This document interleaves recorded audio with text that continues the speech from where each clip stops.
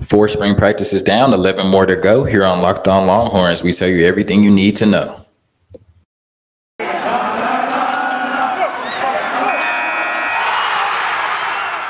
are Locked On Longhorns, your daily podcast on the Texas Longhorns. Part of the Locked On Podcast Network, your team every day.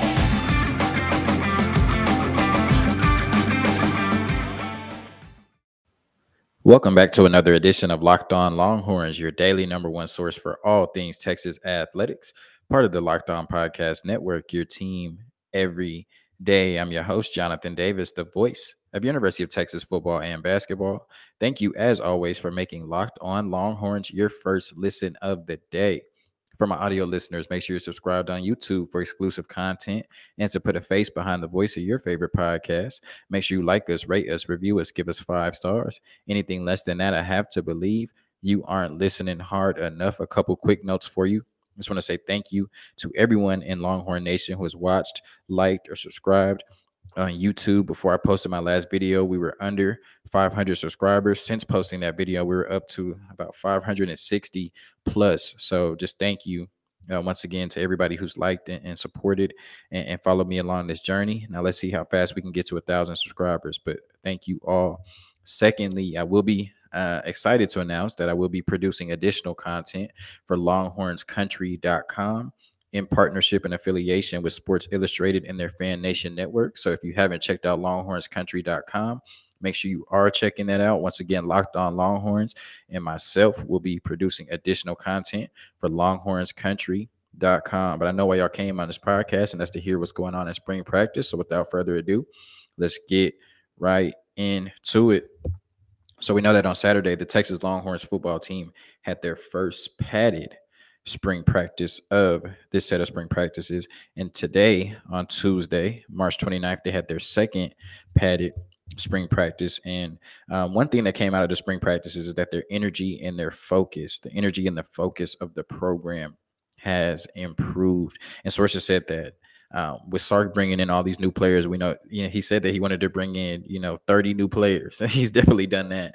And sources say that, the influx of new recruits have came in and played really well right away. We've heard good things about Terrence Brooks, Justice Finkley, and Jalen Gilbo, and then the transfers that he's brought in, and Ryan Watts. We've heard how good he's been at the cornerback position. I think that's really, kind of up the ante and brought a intensity and an edge to the rest of the players on the football team.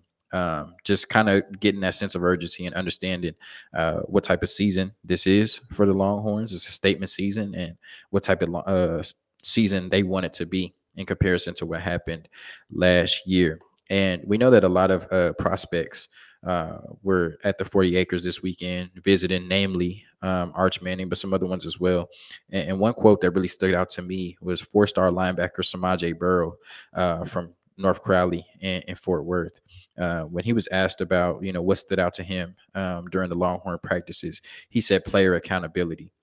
He said you see players stepping up and calling each other out when they get things wrong. And I don't know if that's something we saw from the football team last year, namely why they had a 5-7 season. So it was really good for me to hear that the players are holding each other accountable and really taking that leadership role amongst themselves to make sure that they're, producing and accomplishing ultimately what Sark wants them to accomplish on the field, and then policing themselves when they're not. So that was good to hear from a, possible recruit about what he liked about the practices. So starting off with the quarterbacks, we're always going to start off with, Hudson Card and Quinn Ewers. That's the biggest story coming out of the spring. And so I'm going to give you updates on that after every spring practice. But we do have an update on Malik Murphy as well. So we'll start off with that. I know I haven't said much about him. He was in a boot. Good news. The boot is now off. He is not participating in team drills yet, although Sark does expect him to participate at some point. So all the spring will not be lost for Malik Murphy. And he was working on a little bit of individual drills today, getting some work on his ankle. As he continues to progress, when he feels comfortable and the medical staff feels comfortable, he will get on the field and be able to participate in team drills, get to throw in 7-on-7s and 11-on-11 drills. But right now, the boot is off and he's progressing well with his ankle injury. And look for him to be on the field, hopefully soon, once again, participating in 7-on-7 and 11-on-11 drills. So good news from Malik Murphy on the quarterback front. Between Hudson Card and Quinn Ewers, they were described as being hit or miss today, while the receivers were running routes on air, hit and miss, I should say. And so they made some really good throws, and then there was at times they missed, whether it would be with ball placement, off on their accuracy, just whatever it is. But ultimately, the sense I got is that they both had a good day of practice. Hudson Card was described as being a little more efficient than Quinn Ewers was today. I'm not sure if that's from an interception standpoint or just looking a little bit more clean and comfortable in the offense. That we reported on Saturday that, in terms of a comfortability standpoint, and knowledge of the playbook standpoint, Hudson Card had a clear advantage there. But what I'm getting from today's practice is that neither quarterback necessarily outshined the other. None of us should be surprised that Hudson Card has looked a little bit more comfortable than Quinn Ewers. I mean, he has almost a 2-year head start, when you look at it. So nothing crazy, nothing different, nothing new really coming out as far as Hudson Card and Quinn Ewers. Both are just progressing to being able to compete and continue to compete for that starting quarterback job. Some things that came out about Quinn Ewers, though, not specifically what he did on the field, but just what he looks like. And we know that, seeing his talent from his time at South Lake Carroll, watching the clips, watching the games, we know that he has a freaky level of arm talent. He's just an all-world prospect.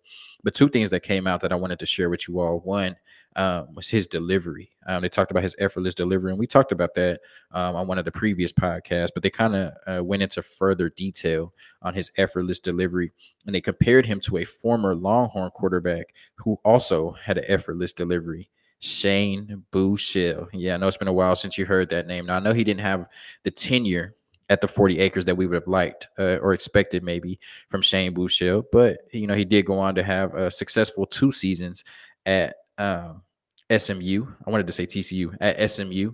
And he is now, I didn't know this, he's playing with the Kansas City Chiefs. So we know there won't be any quarterback controversy in Kansas City. But I definitely can see the comparisons in the effortless arm delivery between Quinn Ewers and Shane Buechele. On top of his arm delivery, and that being effortless, another thing they mentioned is the velocity coming off the ball when it comes out of his hands, the velocity and just kind of the spin that you see on the ball coming out of his hands. And they compared that to a former Longhorn quarterback. And we're going to go way, way back for this one. It's even, before my time. I was alive, but I wasn't watching Longhorn football at this time. Chris Sims. So he was the quarterback for my younger listeners and viewers. He was the quarterback for the Longhorns from 1999 to 2002. And coincidentally, during his time at the 40 acres, he was involved in his own quarterback controversy or quarterback battle between him and Major Applewhite that saw them switch back and forth between who was the starter and who was the backup multiple times. So we hope that doesn't continue with Hudson Card as it did last year, or bleed in to Hudson Card and Quinn Ewers this year. Hopefully Sark is able to name a starter with confidence and roll with him throughout the season, whether it's good or bad. So but they did compare once again the velocity of the ball coming out of his hands and the way it spins to a young Chris Sims, who did go on to play 7 years in the NFL. So definitely don't think those are bad comparisons there. Once again, we all know the freakish talent that Quinn Ewers has. And at some point, it's going to show up for this Texas football team, whether it's this year or moving forward. So nothing really new to report on the quarterback front. Both are just progressing. Quinn Ewers is coming on, learning things in the playbook. And Hudson Card continues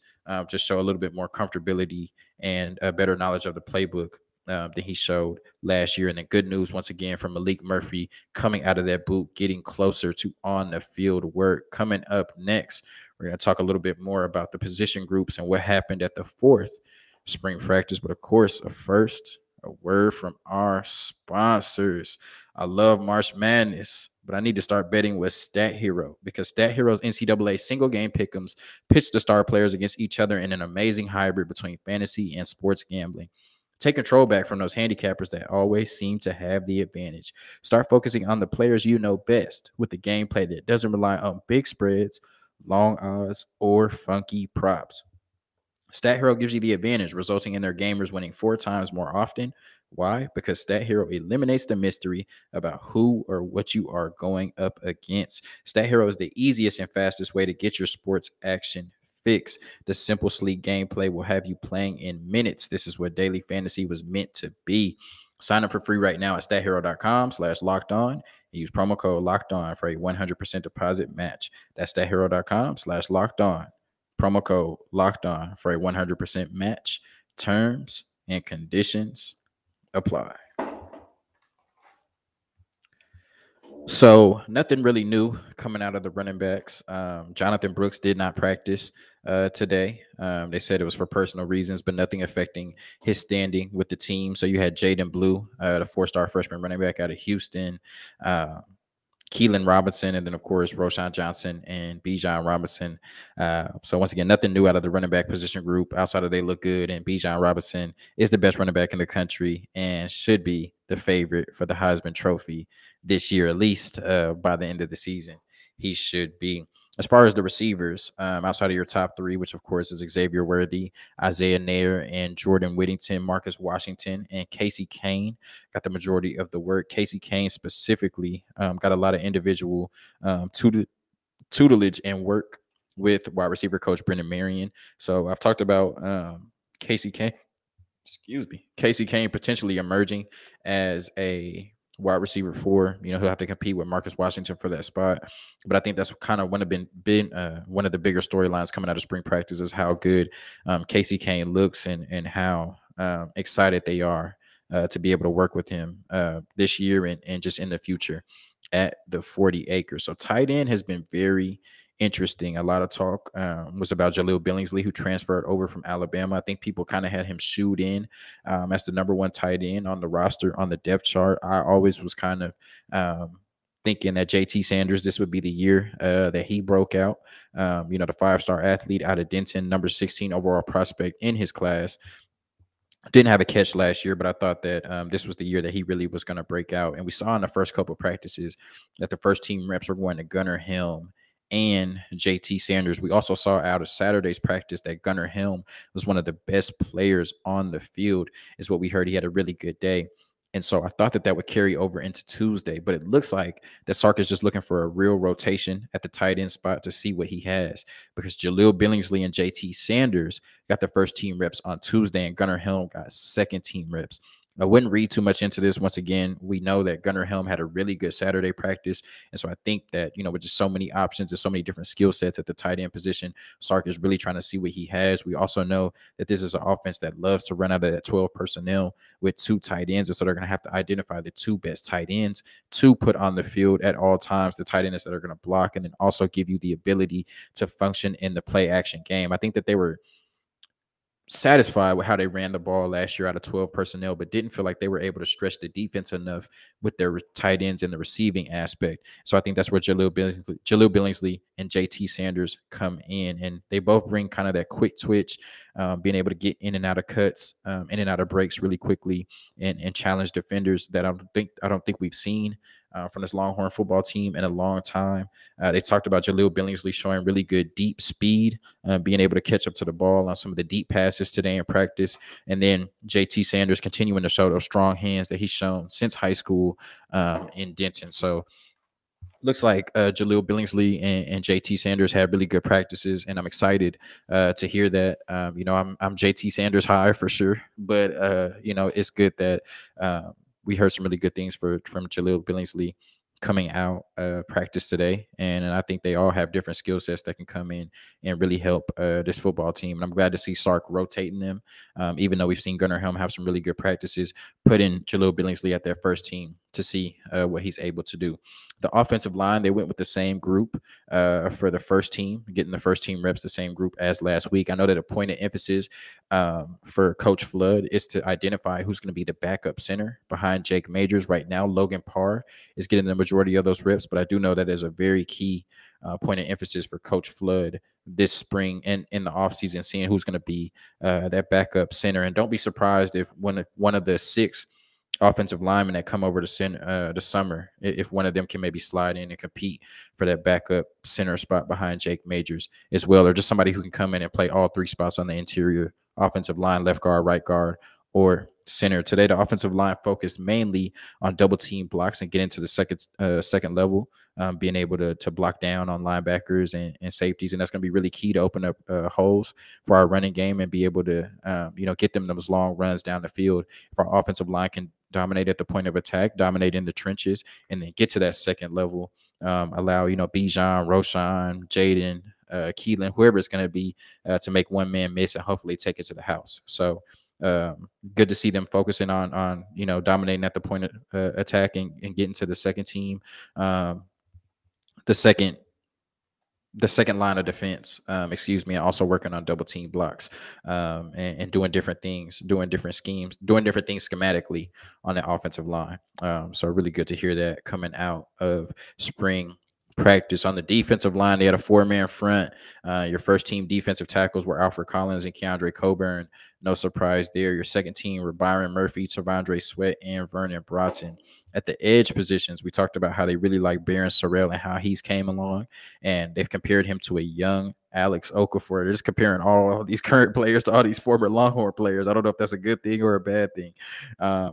But, he's on the edge. He's getting first-team reps. Obi Ogufu is getting first-team reps as well. And then Prince Dorba and Justice Finkley rotated with them to get first-team reps. I talked about on the podcast how out of all the, 4-star edges that they brought in, Justice Finkley had the best opportunity to get some early playing time. And it looks like after 4 spring practices that he definitely will be a factor starting on day 1 in that edge rotation. Also, I will have Justice Finkley's mother on the podcast this week on Friday's episode, an interview with Justice Finkley's mother. So make sure you're tapped in and check that out.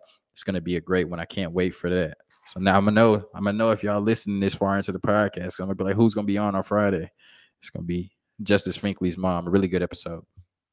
So at the nickel star position, Jahdae Barron has pretty much been locking that down, and they're really excited to see what he can bring in a full-time role at that position. At safety, Anthony Cook and Ketone Crawford got the first-team reps at safety. A lot of people have been asking me about Ketone Crawford and where they have him at. I know they really like his speed and some of the things he can do at the safety position. They're kind of giving him a tryout. I still would expect starting safeties on day 1 to be Anthony Cook. We know they kind of want him to be the quarterback of the DBs back there.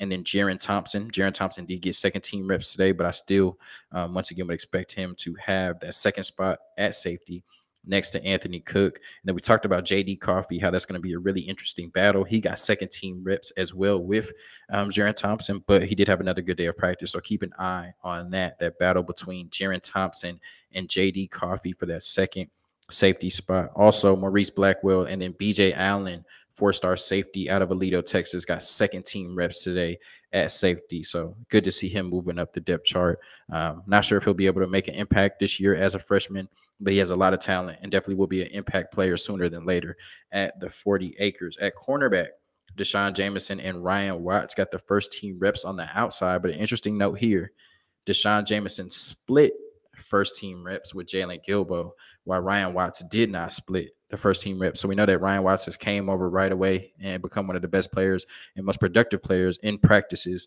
on this football team. And we know that Jalen Gilbo and Terrence Brooks are hungry and ready to play already as true freshman corners. We know that Deshaun Jameson's spot is in jeopardy at that other cornerback spot on the outside.